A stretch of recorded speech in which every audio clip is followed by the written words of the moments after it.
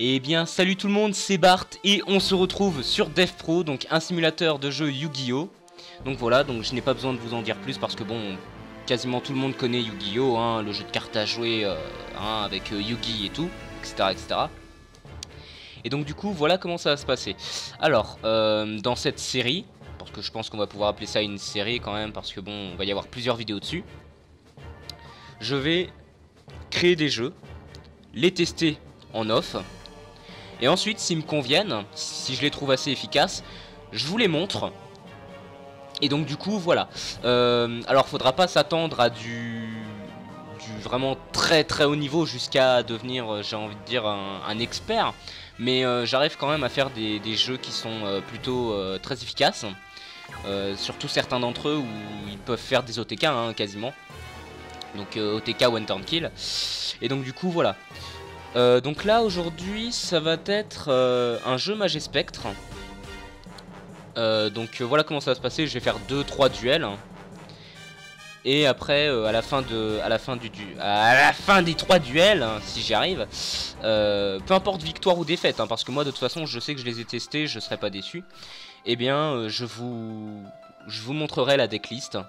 Je vous expliquerai à quoi servent tel monstre, tel monstre, tel monstre. Et puis du coup voilà, comme ça vous aurez une vision du jeu. Donc là voilà, donc j'ai laissé mon adversaire jouer. Donc du coup, ouais non là j'ai pas réfléchi, j'aurais bien aimé commencer premier. Alors ça joue aile noire. Ça joue aile noire. Sur ce coup là ça confirme que j'aurais bien aimé commencer. Alors... Donc du coup Mistral, alors aile noire, ouais aile noire ça a quand même eu un boost. En même temps vu que l'animé Arc Arc V, enfin Arc 5, mais moi je préfère dire Arc V pour Arc de la Victoire, bref un truc comme ça. Ça a eu un boost aile noire parce que bon voilà, les ailes noires sont retournées dans la série. Et c'est pas plus mal. C'est pas plus mal parce que c'est vrai que c'est un archétype qui sait plaire, qui sait faire plaisir à ses admirateurs, j'ai envie de dire. Donc là je ne sais pas trop, enfin j'ai une bonne main, mais vu ce qu'il me joue là ça me fait un peu peur. Je vais pas vous mentir que c'est un peu la hesse.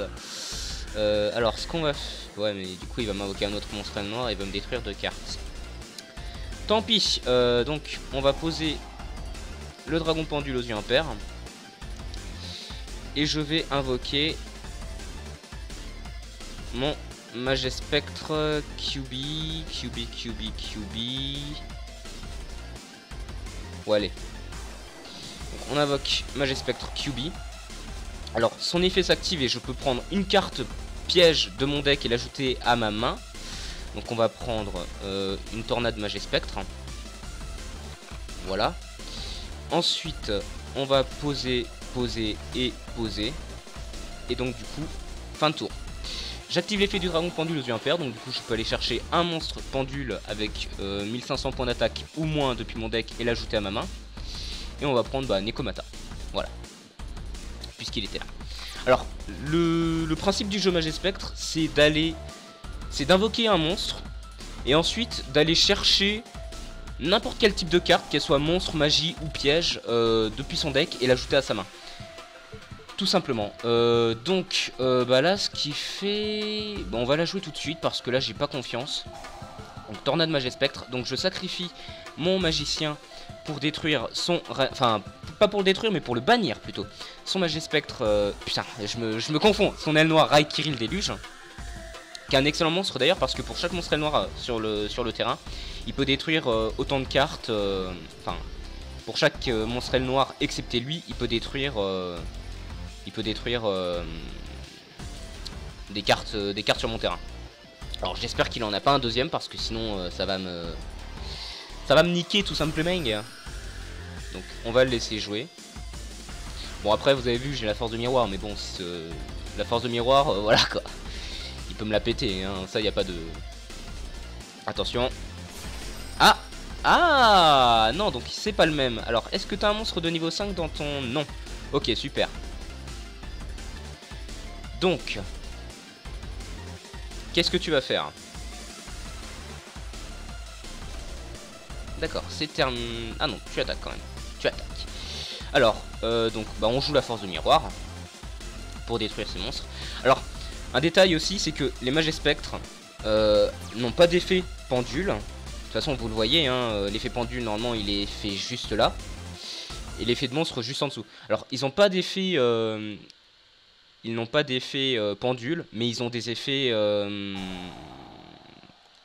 ils ont des effets, comment ça s'appelle, de monstres qui sont très intéressants. Donc comme je vous l'ai dit, on peut aller chercher n'importe quel type de carte dans le deck et l'ajouter à la main. Là vous allez voir. Alors je fais revenir mon monstre pendule qui a été mis dans l'extra deck, vu que je l'ai sacrifié. Voire même s'il est détruit au combat, hein.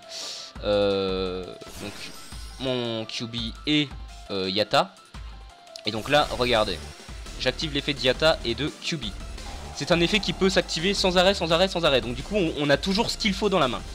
Là, on va chercher une autre tornade mage et spectre. Et là, Yatta, c'est le mec, enfin c'est le monstre qui nous permet de prendre une carte magique. Donc du coup, on va prendre Cyclone mage et spectre. Et donc du coup, bon, si je veux, je peux faire une X6, mais bon, c'est pas nécessaire. Et donc là, bah hop, j'attaque. Donc il va prendre ses premiers dégâts.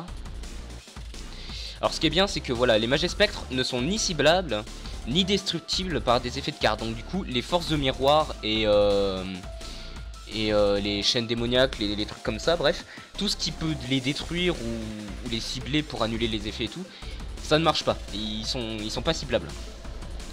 Ce qui est super. Donc du coup, voilà, je termine mon tour. Ah, et il a abandonné. Donc du coup, alors je vais pas vous mentir que ça c'est un peu un jeu... Bah, là, ça, quand on voit ce jeu, on se dit c'est des monstres faibles, mais faut pas se fier aux apparences parce que franchement, Mage et Spectre, c'est un archétype qui est très puissant. Parce que bon, là, voilà, je vous ai pas tout montré, mais du coup, en fait, imaginons j'ai joué 5 cartes Mage et Spectre où il a réussi à m'envoyer un monstre Mage et Spectre au cimetière au lieu de l'envoyer à l'extra deck. Et bah du coup, j'aurais pu jouer par exemple cette carte, Mage et Spectre Supercell. Et en gros, ça fait un effet pot d'avarice si vous préférez. Je cible 5 cartes dans le cimetière, 5 cartes Mage et Spectre, donc peu importe qu'elles soient monstre, magie ou piège, je les cible, elles retombent dans le deck, et ensuite je pioche une carte, donc du coup, c'est un jeu qui s'épuise quasiment jamais. Allez, bah de toute façon, je vais pas m'arrêter là, hein, on va encore faire 2-3 duels. Ok, je vous dis à tout de suite. Et donc et donc là on affronte Makelord Whistle. Donc bah là on va commencer en espérant avoir une bonne main. Ah, ce qui n'est pas le cas. Alors bon, on va commencer par invoquer Yatta en mode attaque pour aller se chercher une autre carte Mage et Spectre. Bah, on va prendre celle-là. Voilà. Donc Mage et Spectre Sonic. On l'a en 2 fois, vous inquiétez pas, c'est fait exprès. Donc ensuite on pose tout ce qu'on a. Et voilà. Alors là sur ce coup là c'est pas une main c'est pas une main super géniale. Alors qu'est-ce qu'il va nous faire? Quel type de... Qu'est-ce qu'il joue? Alors Typhon d'espace mystique. Bah vu que tu me détruis ça déjà, hop, on va la jouer pour doubler ses points d'attaque. Ça dure jusqu'à la fin du tour, hein.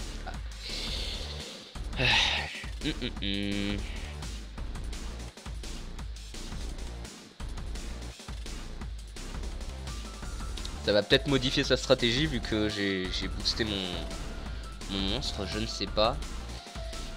Ah, c'est intéressant. Le fait de jouer gardien celtique recyclé, ouais, c'est intéressant. Ça se trouve il joue un jeu guerrier et non un archétype précis. Bah je termine mon tour vu que je ne peux pas faire grand chose.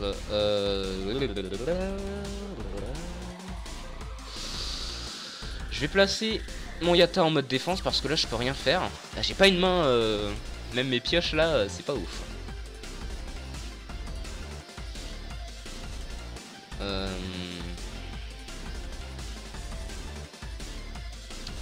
Alors, qu'est-ce que tu vas nous sortir? Sarcophage doré. Sarcophage... Vas-y, montre-moi ce que tu cherches. Kuribo et les... Ah, il joue un jeu...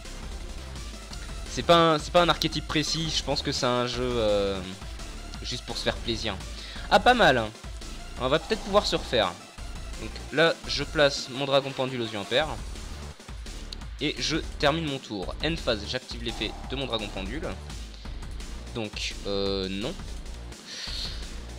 Et on va chercher... oui, mais non, toi, je peux pas te placer vu que j'ai tout... J'ai plein de cartes, du coup. Aïe, aïe, aïe. On va prendre Bumbuku. Voilà. Comme ça, j'espère piocher un autre monstre. Alors, ça fait un tour pour le sarcophage doré. J'aime bien l'image de Kuribo qui fait clin d'œil comme ça. End phase. Ah, il a rien. Bah écoutez, à nous. Oh, mais tu te fiches de moi. Bon, bah du coup, on a rien. Ah là là. J'aurais aimé piocher un monstre, en effet, mais pas lui, tu vois. Vous voyez? Parce qu'en vrai, en fait, le magicien observateur du temps, faut le placer au tout début du... Enfin, faut le placer si on a rien sur le terrain. Et là, bah... En tant que monstre pendule. Hein. Et là, bah, vu qu'on a déjà des cartes placées, ça va être assez compliqué de le sortir. Donc... ouais, alors, bah, maintenant, je sais quel type de jeu il joue. Hein. Il joue le jeu de Yugi, tout simplement. Pourquoi pas?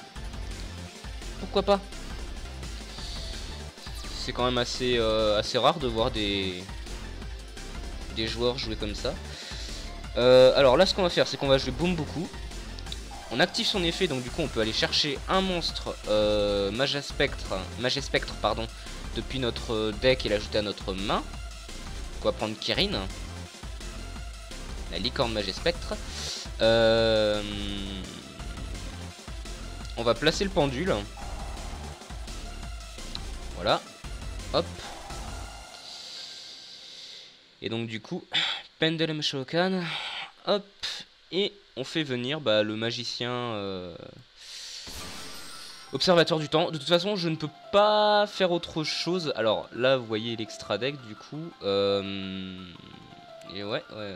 Et je pense qu'on va faire ça. Alors, je recouvre mon Bumbuku et le magicien observateur du temps pour faire venir Zenmen Automate. Et donc du coup, battle. On attaque et on va détruire son magicien, son gardien celtique recyclé, pardon. Puisque bon, s'il est attaqué par un monstre qui a 1900 d'attaque ou plus, comment dire qu'il est indestructible, voilà. Là du coup, main phase 2, on va refaire une Xyz. Donc voilà, je superpose mon Zenmen pour mettre la magicienne Sedafana.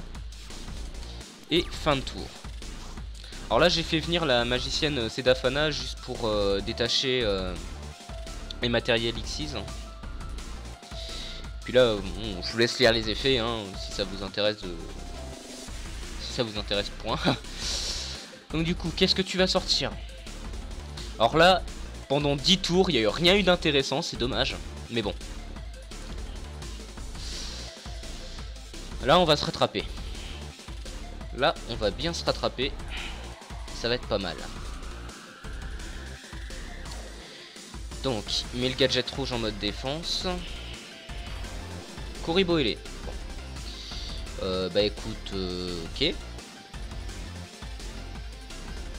Alors, je suis en train de me poser la question si ce mec c'est vraiment joué.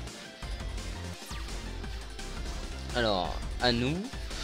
Alors, on va mettre Yatta en mode attaque. Et. Je vais poser, mais je vais pas...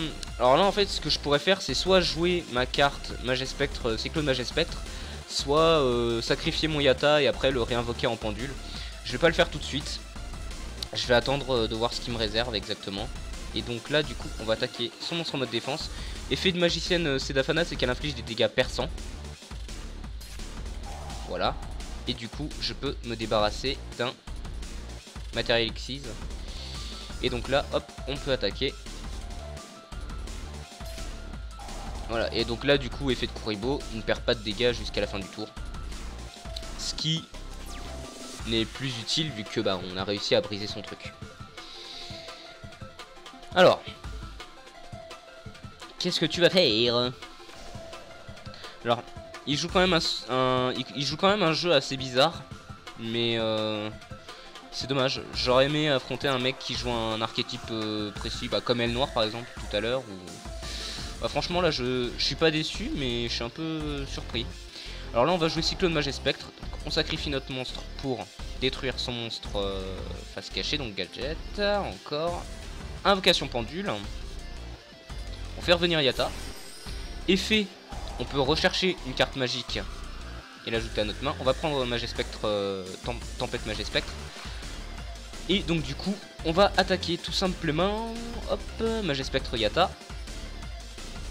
Alors apparemment il a pas des cartes pour se protéger, hein. Les cartes face cachée qu'il a posées c'est du bluff, hein. Et donc du coup bah, on envoie hop, le magicien observateur du temps. Donc à lui. 1, 2, 3. Ça fera 4 et 5 à la limite. Ouais.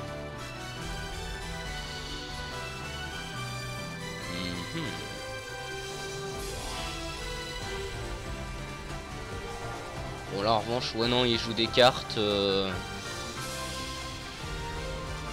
peut peut-être gagner un tour.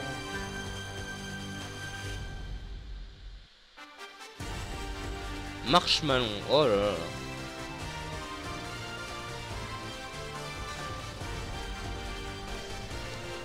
Bon, alors là on sait qu'on se doute qu'il est posé Kuribo. Donc là je vais vous montrer hein, à peu près le fonctionnement du jeu rapidos. Alors là hop, je fais ça. Je fais ça juste pour vous montrer exactement comment ça se passe.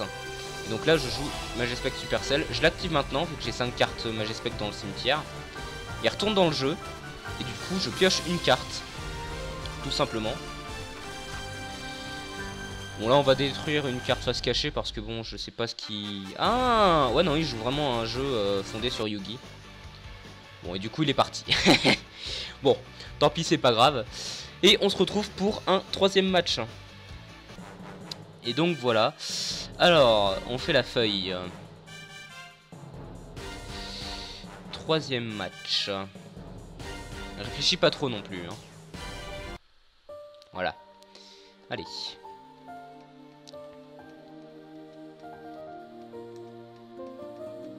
Bon, tu te... C'est bon. Merci. Alors, il commence. On a une main... Ça dépend ce qu'on va piocher. Donc là, c'est à lui de commencer. Ça dépend ce qu'on va piocher. Si on pioche un monstre, je pense qu'on pourrait... ouais, je pense qu'on pourra dire qu'on aura une bonne main, tout simplement. Mais sinon... Bon, en revanche, pressons un peu, hein.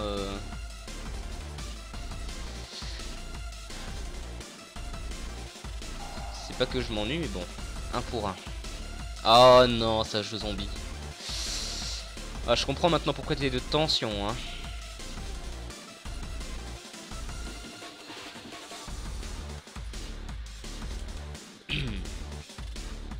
Donc, un monstre de niveau 1. Ouais, montre toujours.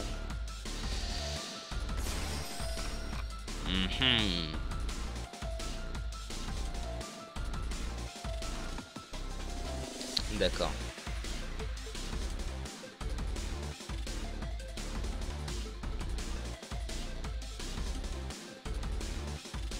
Ouais, dépêche-toi en revanche, hein.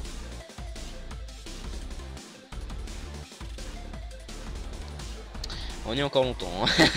Je vous le dis. On en a encore pour 10 minutes, comme ça.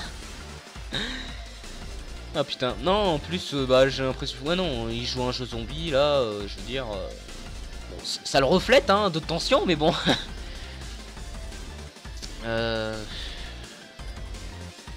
Presse-toi, t'as déjà plus beaucoup de temps, là, hein.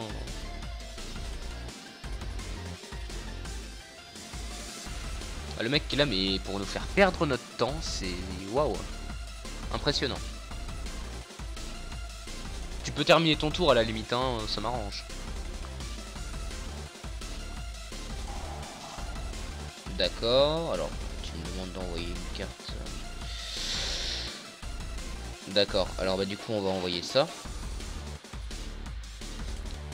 Magicien observateur du temps. Il nous sert pas grand chose. Ah purée, bon bah décidément. Bah j'ai pas tiré un... J'aurais aimé dire que c'était une excellente main, mais au final, bon, on peut toujours y remédier. Alors, on invoque Nekomata. J'active son effet, donc son effet s'activera à la end phase de mon tour. Et donc du coup là, hop, je joue Pégase de Majesté, donc une carte de terrain, donc ça va booster mes Mages Spectres. Et si je le veux, j'active son effet, donc je sacrifie un Mage Spectre sur le terrain ou un magicien, je ne sais plus, de toute façon on verra ça à la fin. Et donc du coup je peux en invoquer un autre depuis mon deck. Voilà. Du coup je peux activer l'effet de Boomboku. Et on va prendre... bah on va prendre Yatta. Voilà. Ensuite, bah j'attaque. Voilà.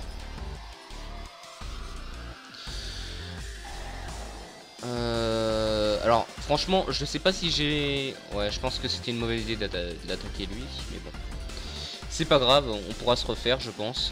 Je pose 3 cartes sur le terrain.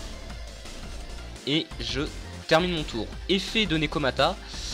On va chercher... Bah,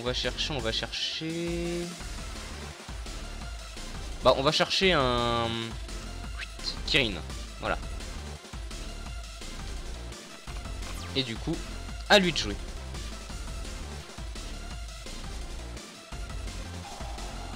Donc, sacrifice inutile.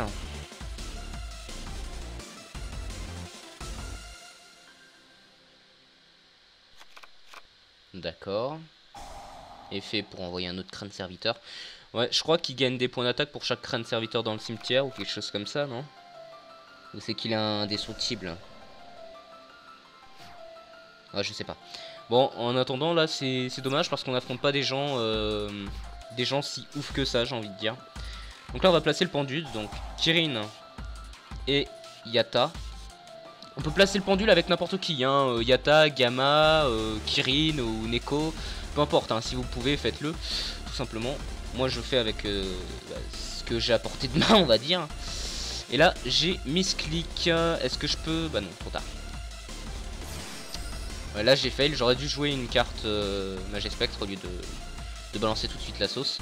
Alors, non. Et j'active l'effet de Nekomata. Donc, l'effet qui s'active toujours à la end phase, je le rappelle. Et donc, là, on va, hop, sacrifier pour invoquer un autre Mage Spectre. Et ce sera QB. Voilà, donc QB, j'active ton effet. Et on va prendre une Tornade Mage Spectre. Voilà. Et donc là, hop, on attaque. En espérant que ces monstres n'aient pas une défense plus haute que les miens. Mais bon, si c'est des zombies, les zombies en général, ça n'a pas une défense énorme. Et du coup, voilà. Main phase 2, on va poser la Tornade Mage Spectre. Et fin de tour, Nekomata active son effet. Et donc du coup, on va chercher... Hop, un Cyclone Mage Spectre. Et donc du coup, fin de tour. Et là, je pense qu'il va peut-être abandonner parce que, enfin, je sais pas comment il va... En fait, bah, je vais vous mentir que c'est la première fois que je vois ce type de jeu. Et je vois pas comment il pourrait s'en sortir. Peut-être en utilisant Mezuki, mais après, je vois pas ce qu'il peut faire d'autre. Pourtant, il a un extra deck, hein, c'est dommage. Qu'est-ce que tu vas faire?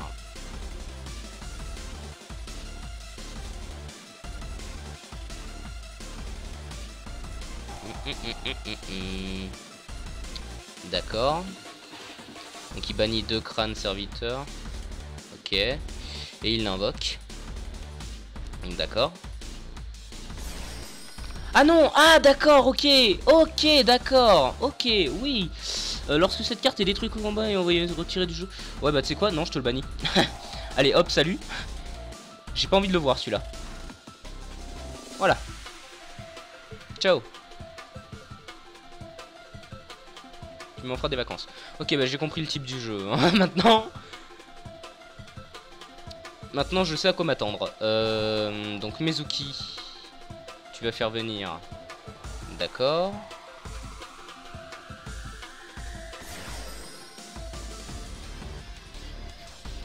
Fin de tour, ok.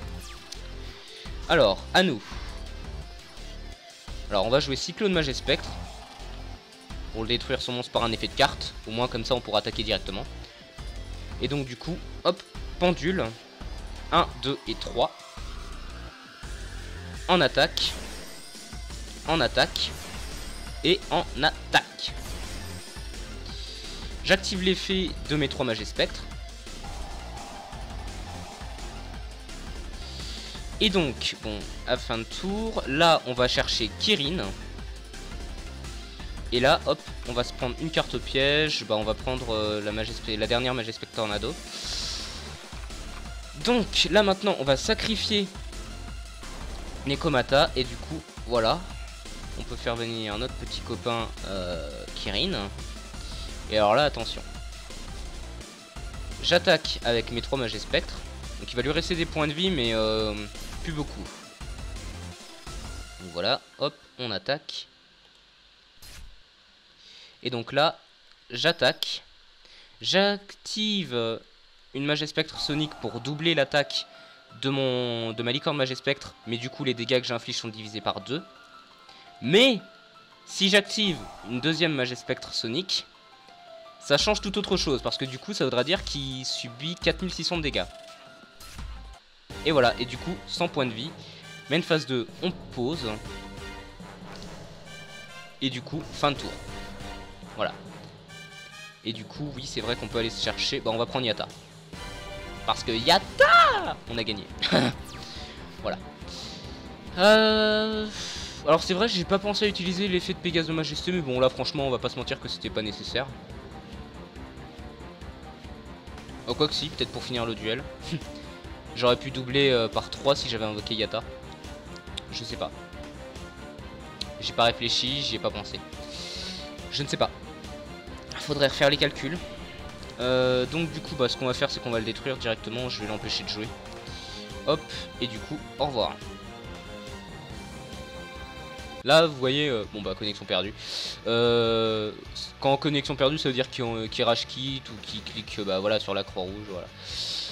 Au lieu de faire abandonner.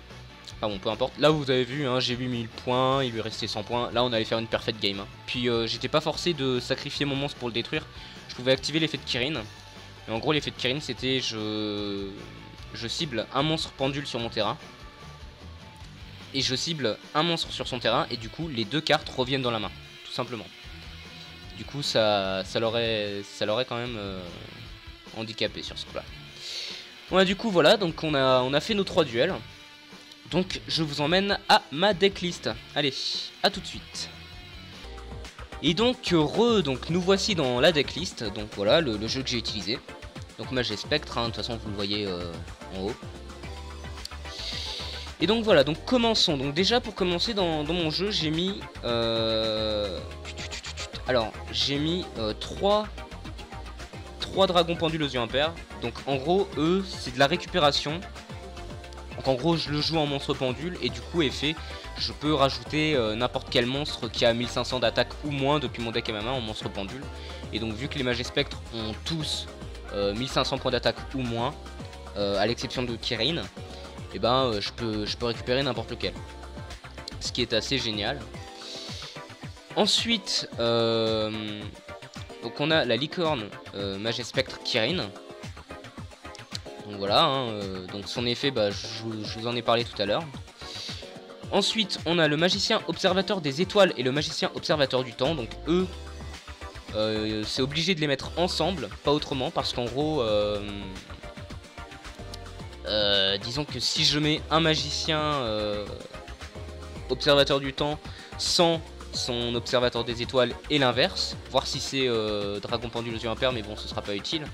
En gros leurs échelles pendules devient 4, donc du coup je ne peux pas invoquer des monstres magie spectre. Donc en gros eux c'est si jamais j'ai déjà une partie, si jamais j'ai déjà soit observateur du temps soit observateur des étoiles et un dragon pendule aux yeux impairs, je joue pendule aux yeux impairs. Et du coup je vais récupérer l'autre carte qui me manque, et du coup là je peux faire pendule de 2 à 7. Et donc là je peux me faire plaisir, je peux invoquer tout ce que je veux. Donc voilà. Ensuite 2 QB. Donc QB est là pour récupérer les cartes pièges, donc n'importe des cartes pièges du nom Magespectre. Donc voilà, un tornade Magespectre, Magespectre Supercell, Ouragan Magespectre, voilà, peu importe. Magespectre Todd Gamma, alors lui il est très spécial, en gros quand il est invoqué, je peux prendre une carte magique ou piège de mon deck et la poser directement sur le terrain, mais je ne peux pas la jouer durant le tour. Donc c'est assez utile, surtout si on l'invoque, voilà, on peut prendre n'importe quelle carte magique ou piège Magespectre, voilà, surtout que principalement c'est des cartes jeu magie rapide. Donc voilà, on se fait quand même plaisir, donc on en met 3. Donc voilà, 3 Todd Gamma. Ensuite, 2 Corbeau Magespectre Yatta. Donc en gros, Yatta c'est pour les cartes magiques qu'on peut utiliser directement, hein, bien sûr. 3 Bumbuku. Donc Bumbuku, lui, il est là pour aller chercher les monstres. Et du coup, si j'ai un autre monstre dans la main, placé pendule, hein, avec Magespectre. Tout simplement. Donc ensuite, bon, observateur du temps, je vous en ai parlé. 3 Nekomata. Donc Nekomata, son effet s'active à la fin de tour, mais ça peut être utile pour se préparer justement au prochain tour, voire se défendre. Même si on le met en mode attaque, qu'on perd des points de vie, c'est pas grave, hein. De toute façon son effet s'activera et puis on pourra reprendre les devants au prochain tour. Donc du coup il n'y a pas trop de problème. Ensuite on a une tempête Magespectre. Donc j'aurais aimé en mettre 2, mais bon une seule c'est suffisant je trouve. Et donc du coup son effet c'est je sacrifie un monstre vent de type magicien, et du coup je cible un monstre sur le terrain contrôlé par mon adversaire, et du coup il est mélangé dans le deck, voire dans l'extra deck si jamais c'est un monstre Xyz ou un monstre synchrone. Voilà, tout simplement. En gros il quitte le terrain et il retourne dans le jeu de l'adversaire. 2 typhons d'espace mystique, la base, hein, de toute façon tout le monde connaît. Alors Magespectre Sonic, donc du coup je vous en ai parlé. Alors en gros je cible un monstre Magespectre que je contrôle, et jusqu'à la fin de ce tour son attaque et sa défense deviennent le double. Donc en gros imaginons j'ai Kirin, son attaque de base c'est 2000, je double son attaque, ça devient 4000. Mais du coup les dégâts infligés que j'infligerai... Oh, attendez, comment vous expliquer ça? En gros si mon monstre attaque ou est attaqué, je joue ça double son attaque. Et donc du coup les dégâts qui seront infligés à mon adversaire seront divisés par 2, voilà tout simplement. Donc du coup s'il m'attaque avec un dragon blanc, imaginons un dragon blanc aux yeux bleus, donc j'ai 4000. Son dragon blanc à 3000, hein, bien sûr, la base. Et au lieu de perdre 1000, il perdra 500, tout simplement. Et donc du coup, si j'attaque directement, au lieu de perdre 4000, il perdra 2000. Voilà, tout simplement. Du moins si j'en active qu'une seule, hein. De toute façon, vous avez vu, j'en ai joué 2, ça a doublé 2 fois. Donc du coup, voilà. Ensuite, on a 2 cyclones Magespectre. Donc du coup, ça aussi, c'est une carte très utile. Donc en gros, on sacrifie un monstre vent type magicien. Et du coup, on détruit une carte monstre contrôlée par l'adversaire. Et ensuite 2 Pégases de Majesté, donc la carte de terrain. Donc en gros elle est assez utile parce qu'en gros on a juste à sacrifier notre monstre Magespectre sur le terrain pour en invoquer un autre depuis le deck. Et du coup voilà, on se fait plaisir parce que comme ça on aura déjà activé l'effet du premier monstre. On joue Pégase de Majesté, on sacrifie le monstre, on en réinvoque un autre, pardon, je vais y arriver. Et du coup on réactive l'autre effet de l'autre Magespectre, et du coup voilà, hein, ça fait double bénéf. Dans les cartes pièges, on a Tornade Magespectre en 2 fois, je trouve que c'est suffisant, mais une troisième c'est toujours bon à prendre, hein, si jamais, on sait jamais. La force de miroir, la base, hein, cylindre magique je l'ai mis juste pour le fun, parce que bon voilà, j'aime bien la mettre avec des magiciens. Chaîne démoniaque, ça peut toujours être utile. Magespectre Supercell, donc du coup je vous en ai parlé. Ouragan Magespectre, alors elle c'est une carte qui bloque des invocations spéciales et c'est génial parce que si le mec invoque fait invocation spéciale de plusieurs monstres, on a juste à jouer ça, on sacrifie un monstre vent de type magicien et du coup annuler invocation spéciale. Et donc du coup bah si le mec a invoqué plusieurs monstres, on détruit tous les monstres.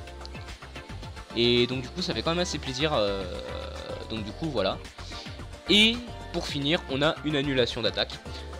Donc voilà, et après donc dans l'extra deck on a Dragon Suprême aux yeux impairs. Donc lui c'est spécial hein. Je l'ai mis juste parce que voilà ça fait plaisir de le voir. Même si je pense que je devrais en mettre qu'un seul et un autre aux yeux impairs à la place.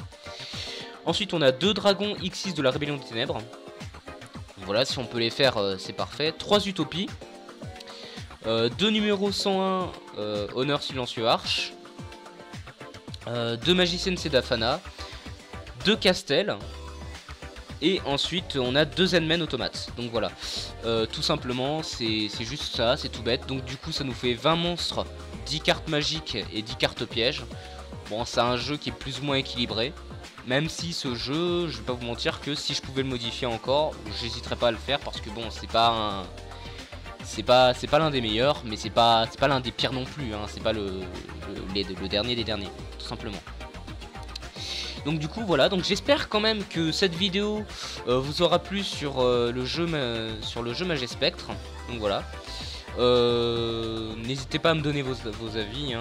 Donc du coup commentez, likez, partagez, hein, si jamais cette vidéo vous aura plu. Et donc du coup voilà, et puis moi je vous dis bah, à la prochaine pour une autre vidéo sur Dev Pro ou sur Pokémon, sur un autre archétype hein, bien sûr, sur Yu-Gi-Oh! Et puis voilà, bon allez, ciao tout le monde.